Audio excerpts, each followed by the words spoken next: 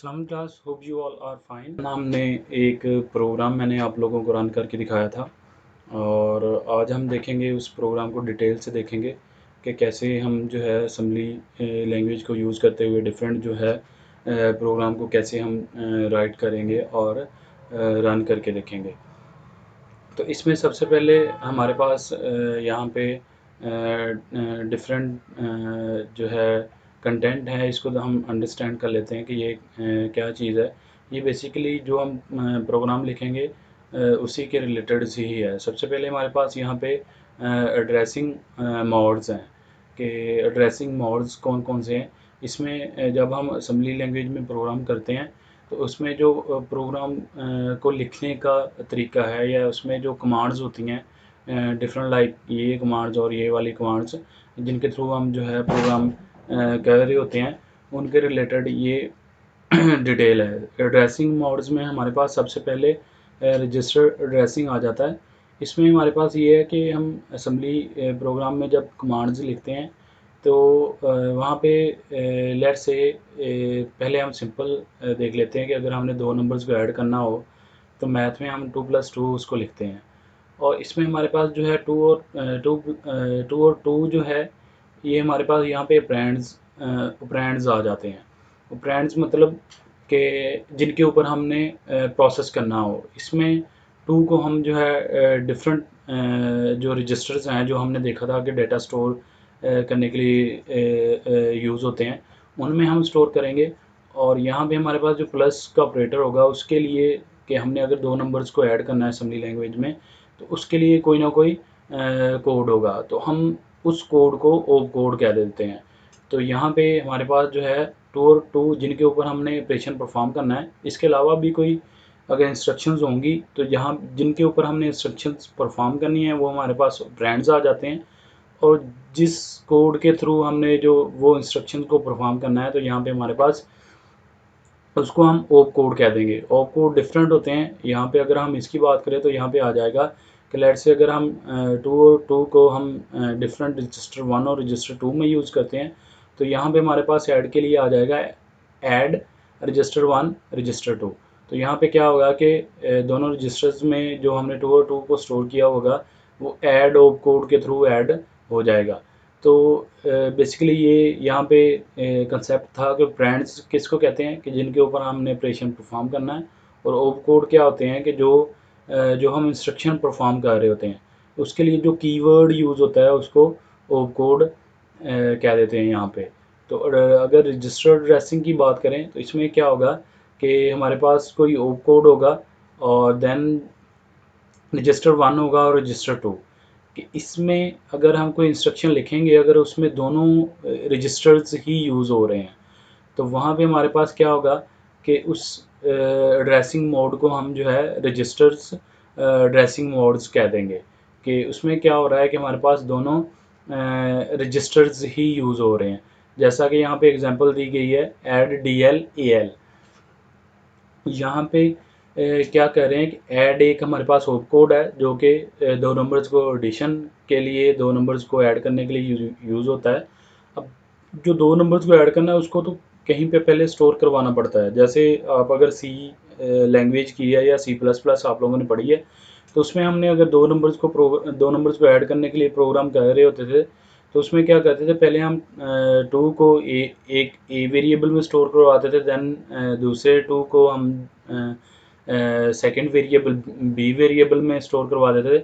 Then हम उनको क्या कर देते थे, ऐड कर देते थे, A + B कर देते थे। तो हमारा पास जो है सी में हमारे पास दो नंबर्स ऐड हो जाते थे। लेकिन यहाँ पे क्या करना है कि अगर आपने दो नंबर्स को ऐड करना है तो उनको आपको रजिस्टर्स में स्टोर करवाना पड़ेगा। देन आपने उन रजिस्टर्स के लिए कमांड लिखनी है। तो जैसा कि यहाँ पे ऐड DL AL है तो अगर तो हमारे पास यहाँ पे दोनों रजिस्टर्स ही यूज़ हो रहे हैं तो DL यहाँ पे डाटा रजिस्टर है, डाटा रजिस्टर लो, और AL अकमुलेटर रजिस्टर लो यूज़ हो रहा है। ये दोनों 8 बिट के हैं। तो अगर तो हमारे पास कमांड में दोनों रजिस्टर्स ही यूज़ हो रहे हैं तो उस एड्रेसिंग मोड का हम जो है रजिस्टर एड्रेसिंग मोड्स कह देंगे। देन हमारे पास जो है इमीडिएट एड्रेसिंग मोड है। इमीडिएट एड्रेसिंग मोड में हमारे पास क्या होगा कि एक ऑप कोड होगा कोई ना कोई, और देन हमारे पास जो है एक रजिस्टर होगा, और देन कोई ना कोई वैल्यू होगी। तो यहाँ पे अगर हम बात करें ऐड DL2, तो यहाँ पे क्या होगा कि DL में जो डाटा पड़ा होगा उसमें क्या होगा, 2 को ऐड कर देंगे। तो यहाँ पे ये वाली हमारे पास जो कमांड है, इसमें क्या है, ये ऐड तो कोड आ रहा है, और यहाँ पे DL डाटा रजिस्टर डाटा लो रजिस्टर है, और देन हमारे पास जो 2 है वो वैल्यू है। तो अगर इस तरह की सिचुएशन होगी कि जिसमें सिर्फ एक रजिस्टर यूज़ हो रहा होगा और सेकंड जो है वैल्यू कोई यूज़ हो रही होगी, तो उस कमांड को हम जो है इमीडिएट एड्रेसिंग मोड कह देंगे। देन हमारे पास जो है थर्ड मेमोरी एड्रेसिंग मोड है। मेमोरी एड्रेसिंग मोड में हमारे पास क्या होता है कि ऑप कोड होता है, कोई ना कोई रजिस्टर होता है एक, और देन हमारे पास एक मेमोरी एड्रेस यहाँ पे होता है। मेमोरी एड्रेस से यहाँ से मुराद ये है कि हमारे पास कोई रैम में डाटा पड़ा हुआ है, या हार्ड ड्राइव में डाटा पड़ा हुआ है, तो उसका यहाँ पे एड्रेस हम यूज़ करते हैं। तो उस एड्रेस के ऊपर जो भी डाटा पड़ा होता है वो वहाँ से डाटा को गेट किया जाता है। तो अगर हमारे पास इस तरह की कोई कमांड होगी कि जिसमें हम जो है, हमारे पास ऑप कोड होगा, देन हमारे पास एक रजिस्टर होगा, और जो सेकंड वेरिएबल होगा उसमें हमारे पास यहाँ पे एड्रेस होगा कोई मेमोरी एड्रेस। तो इस एड्रेसिंग मोड को हम जो है मेमोरी एड्रेसिंग कह देंगे, क्योंकि इसमें एक मेमोरी का एड्रेस यूज़ हो रहा है, बेसिकली जो रैम है या हार्ड ड्राइव है। उसके बाद हमारे पास आ जाता है डेटा ट्रांसफ़र इंस्ट्रक्शंस हैं। डेटा ट्रांसफ़र इंस्ट्रक्शन में हमारे पास आ जाता है मूव DL, कि हमने डाटा को कहीं पे मूव करना है। तो यहाँ पे अगर हम बात करें मूव DL डाटा रजिस्टर में, हम क्या कर रहे हैं, मूव से मुराद ये होगी कि 2 को हम, हमारे पास 2 वैल्यू है, और उसको हम क्या कर रहे हैं कि डेटा रजिस्टर में मूव कर रहे हैं, कि बेसिकली हम या मूव कर रहे हैं उसको कह दें, या हम स्टोर कर रहे हैं। तो 2 को मूव DL करेंगे, मूव DL2 करेंगे, तो हमारे पास क्या होगा कि वैल्यू जो है DL रजिस्टर में स्टोर हो जाएगी। उसके बाद हमारे पास जो है सर्विस रूटीन्स की कमांड्स हैं डिफरेंट। इसमें हमारे पास अगर हम मूव AH2 करेंगे, AH अकम्युलेटर हाई रजिस्टर है, हमने कोई भी सर्विस रूटीन की कमांड्स रन करनी है, तो वो हम क्या करेंगे, हमेशा अकम्युलेटर हाई रजिस्टर को ही पास करेंगे। तो यहाँ पे जो है 2, अगर हम मूव AH2 करेंगे, तो यहाँ पे क्या होगा कि AH के अंदर 2 स्टोर नहीं होगा, ये सर्विस रूटीन की कमांड होगी, तो इसके रिलेटेड जो भी 2 का मतलब होगा वो एक्शन परफॉर्म हो जाएगा।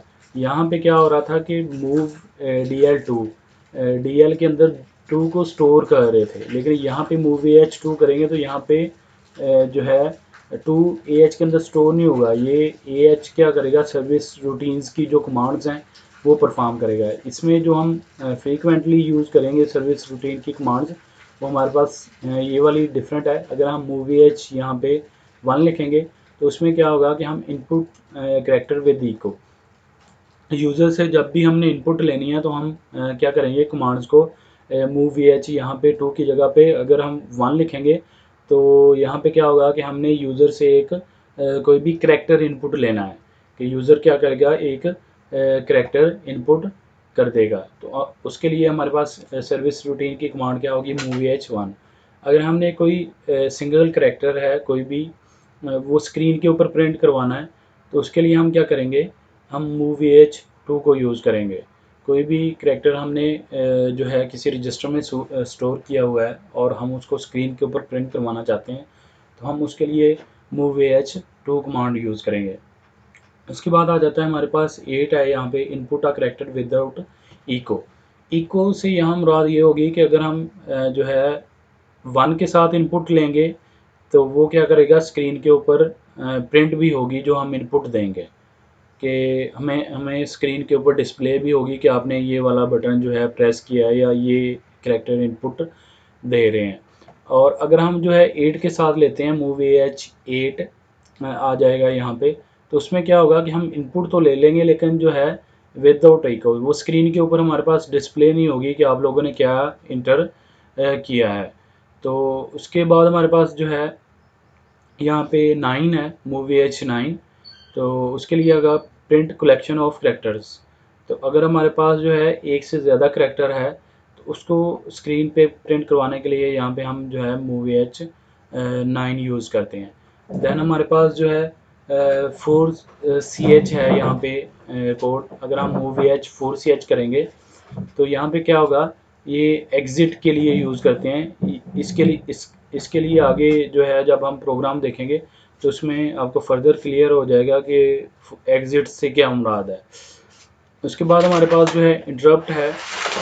जब भी हम कोई इनपुट लेंगे यूज़र से या हम जो है स्क्रीन के ऊपर आउटपुट डिस्प्ले करवाएंगे तो उसके लिए हम क्या करेंगे कि एक इंटरप्ट जनरेट करेंगे कि जब भी हमने इनपुट लेनी है या हमने जो है आउटपुट स्क्रीन के ऊपर शो करवानी है तो उस कमांड के बाद अगर हम लेट्स से कि आउटपुट यहाँ पे एग्जांपल है, आउटपुट के लिए अगर हमने कोई डाटा है उसको स्क्रीन के ऊपर प्रिंट करवाना है, MOVH2 कमांड रन करेंगे तो उसके फ़ौरन बाद हम क्या करेंगे, int21h यूज़ करेंगे। int21h क्या कह रहा है, इंटरप्ट जनरेट कर रहा है। ये बेसिकली क्या करता है कि जब भी हमारे पास कोई इनपुट आउटपुट आ रही होती है कंप्यूटर के अंदर तो जो इनपुट आउटपुट की क्या होती है कि प्रायोरिटी बाकी प्रोग्राम से हाई होती है।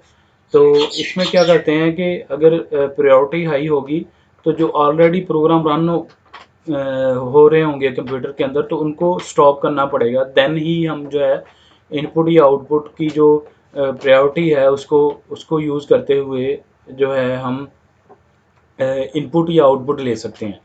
तो उस प्रायोरिटी को यूज़ करने के लिए असेंबली लैंग्वेज में क्या होता है कि हम इंटरप्ट जनरेट करते हैं कि जब भी हमने इनपुट लेनी है आउटपुट लेनी है तो ये इंटरप्ट क्या करता है कि जो प्रोसेसर है ऑलरेडी जो प्रोग्राम रन हो रहा होता है उसको स्टॉप कर देता है और जो है हमारी जो भी हमने इनपुट लेनी है या आउटपुट लेनी है उसको गेट कर लेता है या उसको प्रोसेस करता है।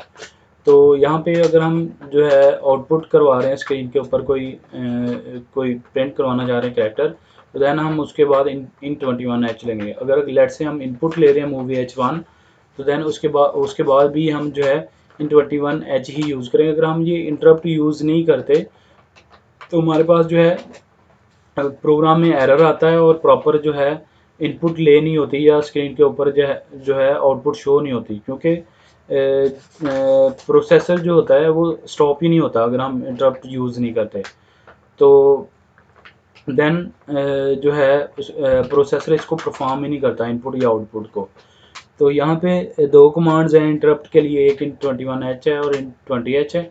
int21h हमारे पास यहाँ पे फॉर टेक्स्ट हैंडलिंग और अगर हमारे पास यहाँ पे interrupt for a videographic handling कि अगर हमने कोई वीडियो को डिस्प्ले करवाना है स्क्रीन के ऊपर यूजिंग असेंबली लैंग्वेज तो यहाँ पे हमारे पास जो है अगर वीडियो या कोई ग्राफिक इमेज है उसको स्क्रीन के ऊपर प्रिंट करवाना है तो उसके लिए हम यहाँ पे int20h यूज़ करते हैं। इसके बाद हमारे पास है ASCII कोड्स हैं। जो भी हम कीबोर्ड से बटन्स प्रेस करते हैं तो वो बटन बेसिकली बैकएंड के ऊपर उनका हर बटन का एक कोड है। वो कोड बेसिकली प्रोसेस होता है और उनसे जो है प्रोसेसर को पता चलता है कि कौन सा बटन प्रेस हुआ है। तो डायरेक्ट जो है लेट से यहाँ पे डिफरेंट जो है ABC के करैक्टर्स हैं या हमारे पास जो है डिजिट्स हैं। तो हर जितने भी कीबोर्ड्स के बटन हैं उनके पीछे ASCII कोड्स हैं। तो उन ASCII कोड्स को प्रोसेस करते हुए कंप्यूटर अंडरस्टैंड करता है कि ये कौन सा बटन प्रेस हुआ है। यहाँ पे अगर हम बात करें कैपिटल करैक्टर्स की बात करें, यहाँ पे कैपिटल जो A है हमारे पास यहाँ पे वो 65 से स्टार्ट होता है और जो है यहाँ पे जो एंड होगा यहाँ पे 95 है। यहाँ पे थोड़ी सी करेक्शन है कि ये जो पुराने कीबोर्ड थे 1963 में उनमें ये ASCII कोड्स होते थे, लेकिन जो आजकल हम यूज़ कर रहे हैं उसमें क्या है कि हमारे पास जो कैपिटल A है वो 65 से स्टार्ट हो रहा है और जो Z है वो यहाँ पे हमारे पास 96 पे एंड हो रहा है। जो कैपिटल Z है वो 96 और जो स्मॉल A है यहाँ पे हमारे पास वो 97 से स्टार्ट हो रहा है, 97 से ऑनवर्ड। और अगर हम जो है डिजिट्स की बात करें, यहाँ पे हमारे पास जो 0 है वो 48 से स्टार्ट हो रहा है और जो 9 है वो 57 को प्रिंट कर रहा है। उसके बाद हमारे पास जो है आस्की कोड है, 10 का आस्की कोड है। ये हमने अगर नेक्स्ट लाइन फीड के लिए कि इसमें क्या होता है कि जब हम असेंबली लैंग्वेज में प्रोग्राम कर रहे होते हैं तो तो उसमें अगर हमने माउस को नेक्स्ट लाइन में लेके जाना है तो उसके लिए हमारे पास जो है कमांड यूज़ होती है 10 का आस्की कोड हम यूज़ करते हैं कमांड के अंदर कि वो क्या करता है कि नेक्स्ट लाइन फीड। तो इसमें 10 को यूज़ करते क्या होगा कि ये जहाँ पे लास्ट टाइम कर्सर था लास्ट लाइन पे कि लेट से ये 2 लाइनें हैं जो हम असेंबली लैंग्वेज में असेंबली लैंग्वेज के प्रोग्राम में प्रोसेस कर रहे हैं और स्क्रीन के ऊपर हम जो है प्रिंट करवा रहे हैं आउटपुट ये दोनों लाइंस को। तो अगर लेट से हमारे पास यहाँ पे कर्सर था तो अगर हम जो है नेक्स्ट लाइन फीड के लिए 10 यूज़ करेंगे तो उसमें क्या होगा, कमांड जब रन होगी तो इसके नीचे ही नेक्स्ट लाइन में कर्सर आ जाएगा। लेकिन अगर हमने इस कर्सर को या माउस को हमने जो है नेक्स्ट लाइन के स्टार्ट पे लेके जाना है तो उसके लिए हम क्या करेंगे, कैरेज रिटर्न यूज़ करेंगे, 13 यूज़ करेंगे। वो क्या करेगा फिर यहाँ पे अगर हम जो है माउस यहाँ पे आया था तो देन हमारे पास जो है नेक्स्ट लाइन के स्टार्ट पे चला जाएगा। तो ये बेसिकली ओवरव्यू था प्रोग्राम के रिलेटेड कि जिसमें हमने देखा था कि सर्विस रूटीन्स की कमांड कौन कौन सी हैं और जो है इनपुट कैसे लेनी है यूज़र से, इंटरप्ट क्या होता है, आस्की कोड्स क्या होते हैं और एड्रेसिंग मोड्स कौन कौन से हैं। इसके बाद हम जो है स्ट्रक्चर देख लेते हैं प्रोग्राम का कि जो हमने असेंबली एक सैम्पल प्रोग्राम मैंने आपको रन करके दिखाया था उसका स्ट्रक्चर क्या है और हम कैसे उसको राइट करेंगे। इस वीडियो को अपने दोस्तों के साथ जरूर शेयर कीजिएगा और इस वीडियो में कमेंट करके हमें लाजमी तौर पर बताइएगा कि आने वाले वक्त में आप किस तरह की वीडियोस देखना पसंद करते हैं। और अगर आपने अभी तक हमारा चैनल सब्सक्राइब नहीं किया तो फौरन सब्सक्राइब कीजिए, साथ ही बेल आइकॉन पर क्लिक